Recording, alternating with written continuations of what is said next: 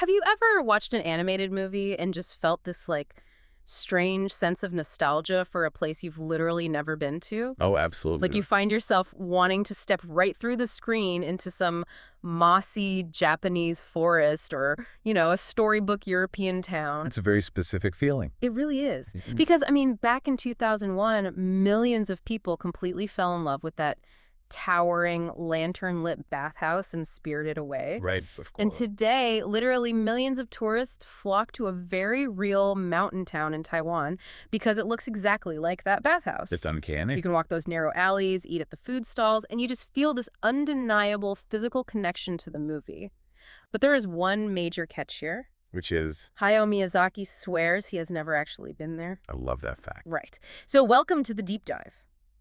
Okay, let's unpack this, because that feeling, that weird ache of nostalgia, is exactly what we are exploring today. And psychologists actually have a word for it, by the way. It's called anemoia. Anemoia. Yeah, anemoia. It's this profound, aching nostalgia for a time or a place you have never actually known. Oh, wow. That is the perfect word for it. And that's our mission today, to figure out how that feeling is made. We are going to explore 6 real-world locations that inspired the magical universes of Studio Ghibli. Right. But to be clear, our goal here isn't just to list travel destinations for you. We want to decode the mechanics of it. We want to understand how a director takes, actual dirt and wood and water and translates it into pure animated emotion. What's fascinating here is the sheer mechanism of that translation. Because when you look at the background art of a Ghibli film, you aren't looking at a photograph. No, not at all. You're looking at a highly curated psychological landscape. The animators are actively manipulating the color palette, the geometry of the buildings. The density of the forests. Exactly. They strip away your everyday cynicism, and they basically force you to look at the world through a lens of childhood wonder. Which brings us to the perfect starting point. Because instead of jumping straight across the globe, we have to start with the foundational philosophy of how this studio views the mundane world, right? Right. We have to start close to home. Exactly. So we are starting in Sayama Hills. This is just outside Tokyo in Saitama Prefecture. Which is often affectionately referred to by fans as Totoro's Forest. Totoro's Forest, yes. Yeah. Right in the heart of the Japanese countryside. If you walk through Sayama Hills today, you see the serene patchwork of rolling hills, rice paddies, and these really lush, moss-covered woodlands. It's beautiful. It is. It's the widely recognized physical anchor for My Neighbor Totoro. But it isn't just a random pretty forest they scouted, right? Like, Miyazaki actually lived near this exact area back in the 1960s. He walked these specific trails. He did. And that lived experience completely dictates the animation style.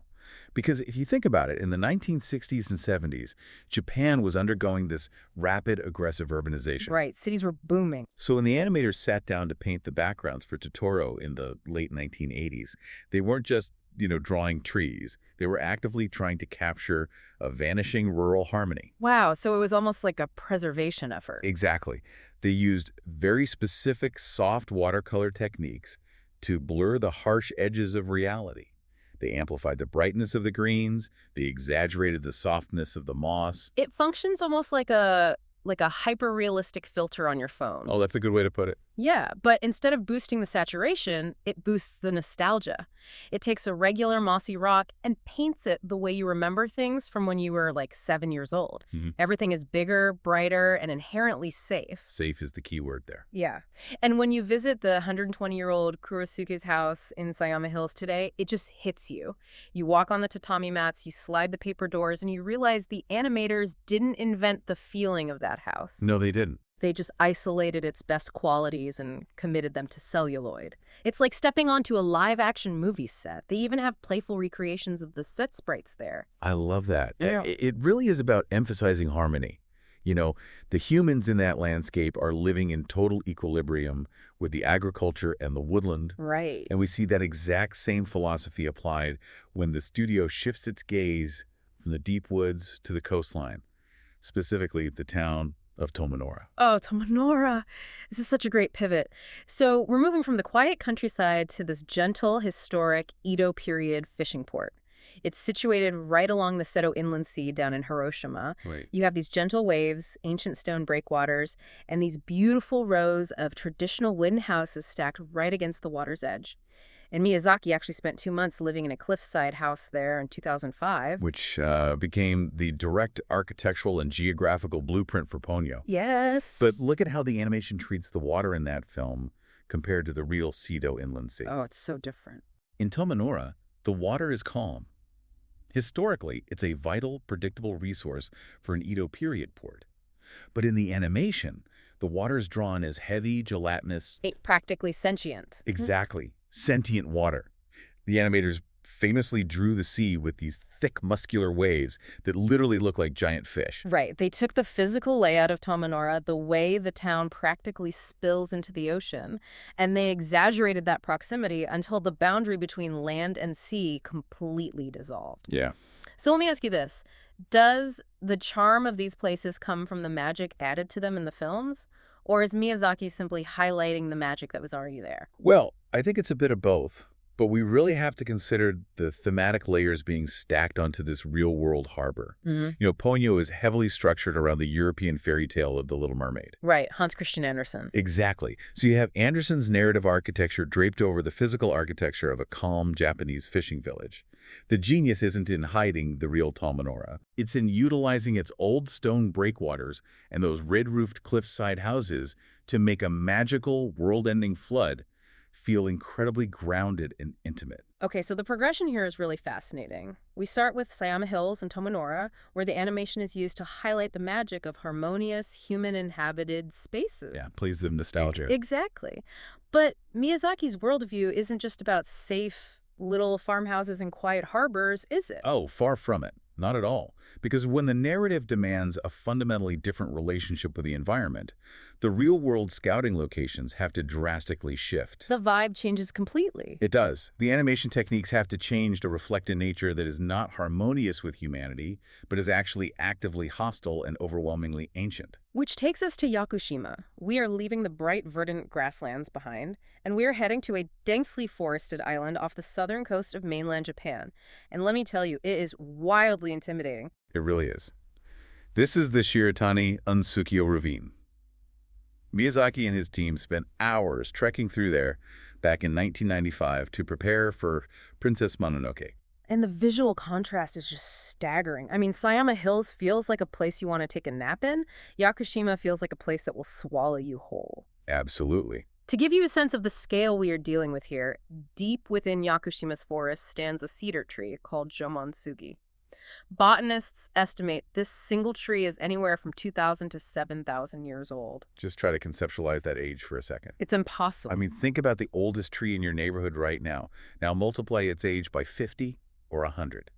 Standing next to a living organism that predates written human history, it completely shatters your modern anthropocentric worldview. You realize you are just a fleeting visitor in its space. Exactly. But how do you even begin to animate that kind of crushing ancient pressure? Well, you do it through density. What? The background artists for Princess Mononoke had to develop entirely new techniques just to paint the moss in Yakushima. Just for the moss? Yeah. In Totoro, the greens are light, airy, and welcoming. But in Mononoke, the animators layered dozens of different deeply saturated shades of green, black, and brown. Wow. They drew the roots of the cedar trees not as static wood, but as muscular, twisting tentacles that look like they are actively gripping the earth. So they're using the art style to communicate that oppressive humidity and the suffocating silence of an ancient, untouched biome. Precisely. It completely reframes how you look at the folklore of the region, too. Because Yakushima has long been associated with animism, right? The belief that everything from the rocks to the rivers possesses a distinct spiritual essence. Right, the spirits of the forest. Yet in the film, this is visualized through the kodama, those small, white, rattling forest spirits. And I always hear people refer to them as fantasy creatures. Right. But when you look at the history of Yakushima, I would argue the kodama aren't fantasy at all. They act more like a cultural preservation tool. They're an ecological dashboard. Oh, that is exactly how they function. By animating the kodama, the studio is giving a visual vocabulary to an ancient cultural understanding of nature. Yeah. The folklore isn't just a spooky story, it's a generational mechanism for teaching respect for the woodland. Because the spirits only thrive when the forest is healthy. Yes. And if we connect this to the bigger picture, the real-world timing of this is incredibly poignant. Yakushima actually became Japan's first UNESCO World Natural Heritage Site in 1993. Just a few years before the film was released. Exactly. So the animation basically served as a massive global cultural preservation tool, broadcasting the value of these ancient ecosystems to millions of people who would never otherwise set foot on that island. It really demonstrates the profound responsibility of the animator. You aren't just drawing backgrounds, You are translating the physical weight and the historical memory of an ecosystem onto the screen. But this rigorous, almost anthropological approach to location scouting isn't just limited to Japanese forests and fishing towns. No, not at all. Here is where it gets really interesting. One of the most famous hallmarks of Ghibli is their incredibly convincing European settings. And they don't achieve that by just looking at postcards, Yeah. They cross the globe. They apply the exact same level of scrutiny to a brick wall in France as they do to a mossy rock in Yakushima. Let's pack our bags. We are heading to the western coast of Sweden's Gotland Island. We are walking into the town of Visby. Ooh, Visby. If you are there, you are surrounded by cobblestone streets, towering fortified city walls, the skeletal ruins of medieval churches, and these brightly painted timbered houses. Visby is such a fascinating case study in narrative geography. Its history stretches way back to the Viking Age, but it really exploded in wealth and prominence during the Middle Ages as a principal hub of the Hanseatic League. Okay, we need to pause on the Hanseatic League for a second because this is crucial. For anyone unfamiliar, the Hanseatic League was essentially the Amazon logistics network of the Middle Ages. That's a great analogy. Right. It was this massive, powerful, commercial and defensive confederation of merchant guilds. They controlled trade all across Northern Europe. So Visby was this bustling, cosmopolitan epicenter of commerce, full of merchants, travelers, and just constant maritime activity. Now overlay that specific historical reality with the narrative of Kiki's delivery service. Okay. Miyazaki actually traveled to Sweden in 1971 and absorbed the atmosphere of Visby. Almost 2 decades later, he resurrects that exact medieval merchant energy to build the fictional city of Kuriko. It clicks together so perfectly because Kiki is an independent young witch trying to launch her own delivery business. Right. She is literally an entrepreneur trying to find her footing in a busy, intimidating new city. What better architectural and historical blueprint for a story about commerce, logistics, and independence than a former powerhouse of the Hanseatic League? The architecture actively supports the themes of the script. When Kiki is flying her broom over the red-tiled roofs and pastel facades of Kuriko, the animators aren't just drawing a generic European city. No. They are drafting the specific urban density required for a thriving market economy. They draw the winding alleyways where delivery carts would get stuck. They animate the clock towers that dictate the working hours of a merchant town. And they don't use straight lines. Exactly. The secret weapon of Ghibli's architectural design is the intentional avoidance of perfect geometry. Which perfectly brings us to our next European stop, Colmar, in the Alsace region of northeastern France. Ah, a town that essentially defines the concept of storybook German Renaissance architecture. Truly.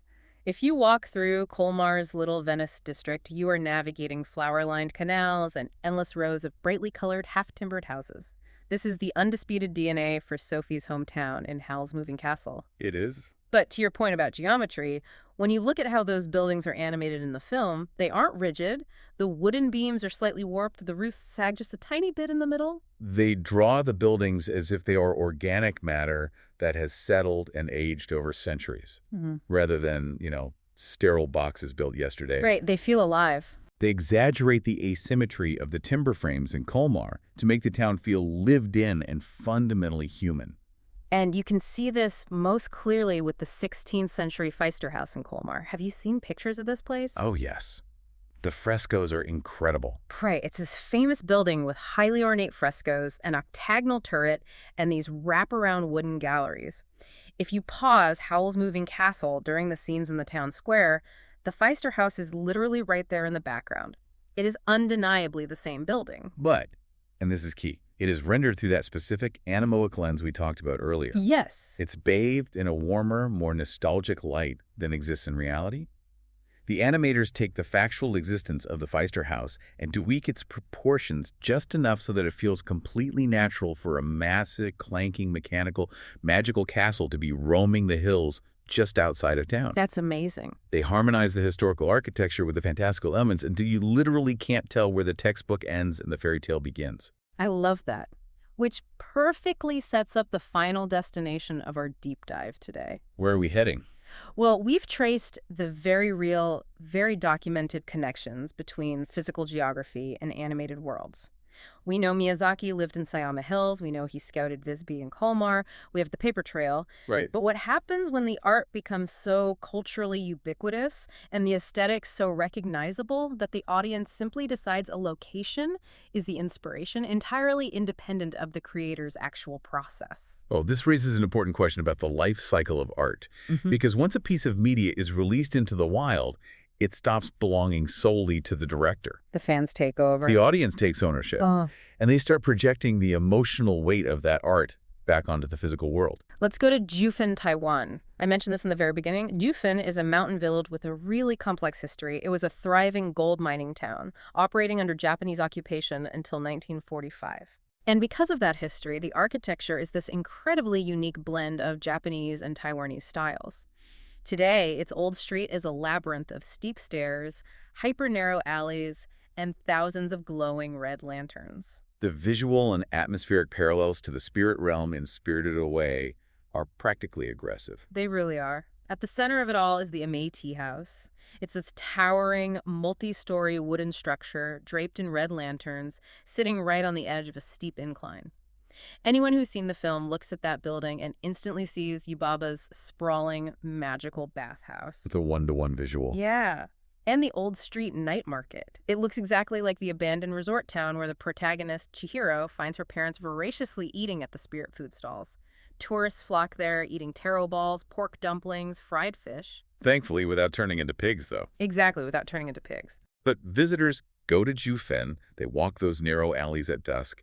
As the red lanterns click on, they smell the food, and they experience that profound sense of anemoia. They feel like they have literally stepped through the screen into the spirit world. But here is the massive reality-bending twist. The creator of that universe wasn't involved. Miyazaki has explicitly, on the record, stated that Jiufen was not the inspiration for Spirited Away. He didn't scout it. No, he never scouted the Amei Tea House. Yet the connection persists. It's essentially reverse inspiration. It is entirely audience-driven. I find that so fascinating. The art was so impactful, and the specific feeling of being spirited away was so perfectly captured by the animation that millions of people subconsciously agreed to bend reality to fit the fiction. Yeah. They cast Jiufen in the role of the real-world spirit realm because the vibe was just too perfect to ignore. And I think it speaks volumes about the meticulous nature of the world building we've been discussing today. Studio Ghibli didn't just design a bathhouse. What did they design? They designed a feeling of overwhelming, sensory-rich disorientation. They designed the feeling of stepping into a place that operates by ancient, unspoken rules.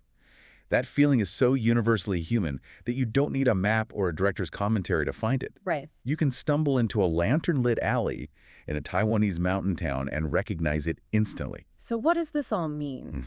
We have gone on a massive global and psychological tour today. We unpacked how the soft watercolors of Sayama Hills preserve a vanishing rural harmony. We did. We stood next to a 7,000-year-old tree in Yakushima and realized that the kodama are actually an ancient ecological dashboard. We traced the medieval logistics of the Hanseatic League to understand a flying delivery witch in Sweden. And we examined the wonky, organic architecture of Colmar. Exactly. And finally, we looked at how an audience's collective imagination can actually rewrite the cultural identity of a mountain town in Taiwan. I think the ultimate takeaway here is that the animation we've discussed today acts as a tool for re-engagement. Re-engagement with reality. Yeah. We so often walk past the architecture in our own cities, or the trees in our own parks, without really seeing them. We let routine blind us to the texture of the world. That's so true. What this specific style of animation does is train your eye to look closer. It invites you to look at a slightly crooked brick building or an unusually dense patch of woods in your own neighborhood and recognize the inherent ancient narratives hiding right beneath the surface. You don't have to fly to Sweden or Japan to experience it. You just have to change the lens through which you are viewing your own commute. Okay. But I want to leave you with one final provocative thought to mull over, something that really recontextualizes this entire deep dive. Oh, I'm intrigued. Think about the measurable physical impact these specific animated films have had on the real world. Because of Totoro, the Sayama Hills are now actively protected by a national trust foundation that uses the character's name to raise conservation funds. Whoa. Because of Princess Mononoke, millions of people worldwide became aware of the ancient cedar forests of Yakushima, aligning perfectly with its UNESCO World Heritage designation. That's incredible. Because of Howl and Kiki, countless travelers have developed a deep, protective appreciation for the preservation of medieval European architecture in places like Colmar and Visby. Yeah. They even drive an entire tourism economy in Jufin just purely off vibes. So the physical world is demonstrably different and better protected because these fictional stories exist. Exactly. So here's the thought to take with you. If a series of hand-drawn, fantastical animated films can successfully fund forest trusts, protect ancient woodlands, and make us deeply reevaluate our relationship with global architectural heritage, Yeah. are Hayao Miyazaki's fantasy films actually the most effective travel and nature documentaries ever made? Wow, that is a remarkable way to frame it. By abandoning strict reality, he somehow managed to advocate for it more successfully than anyone else. I couldn't agree more. So the next time you are watching a movie and you feel that strange, sudden ache of nostalgia for a place you have never been, lean into it. Maybe you haven't physically walked those streets, but through the incredible, meticulous art of animation, you have experienced the emotional truth of that geography. Beautifully said. Thank you so much for joining us on this deep dive. Go take a closer look at your own neighborhood today, and we'll catch you next time.